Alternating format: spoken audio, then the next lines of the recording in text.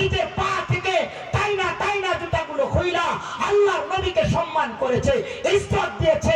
আল্লাহ পাক রব্বে কারীম আব্বাসের সম্মানের কারণে, ইজ্জতের কারণে, সবুরতার কারণে আব্বাসের সেই বাড়িটা আজকে মসজিদে পরিণত হয়েছে, ঠিক কিনা?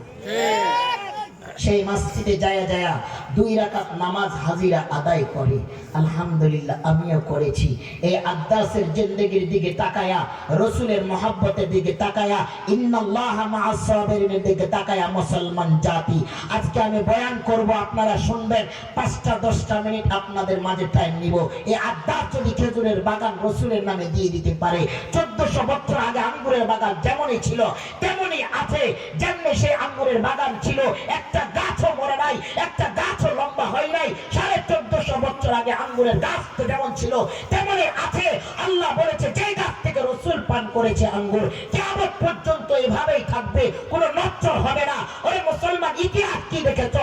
সামাইনে তিরমিজি পড়ো, নবীর ইতিহাস তাকায়া দেখো, নবীর জীবনী পড়ো। প্রতিটা মা বোনদেরকে সামাইনে তিরমিজি উপহার দাও। রাসূলের আখলাক, রাসূলের চরিত্র, রাসূলের ব্যবহার, রাসূলের চুল, রাসূলের দেহ, রাসূলের চেহারা, রাসূলের হাঁটা, রাসূলের পা, রাসূলের চক্ষু, রাসূলের কিভাবে প্রতিটা জিনিস ছিল সামাইনে তিরমিজির মধ্যে পাওয়া যায়। আজকে মুসলমান আমরা এই রাসূলের দিকে তাকায়া, ইন্নাল্লাহা মা'আস সাবিরিন, রাসূলের মাধ্যমে শিখেছি সবুরতা। আপনারাও সবুরতা অবলম্বন করবেন, আমরাও করব।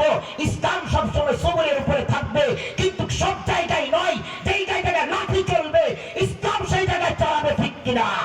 এই জীবন থাকুক আর না থাকুক, বাঁচতে হলে বাঘের মতো বাঁচবো, না হলে হাজারো মায়ের সন্তানকে ইসলামের জন্য কোরবান করবো, ইনশাআল্লাহ। আল্লাহ তাআলা কবুল করুক।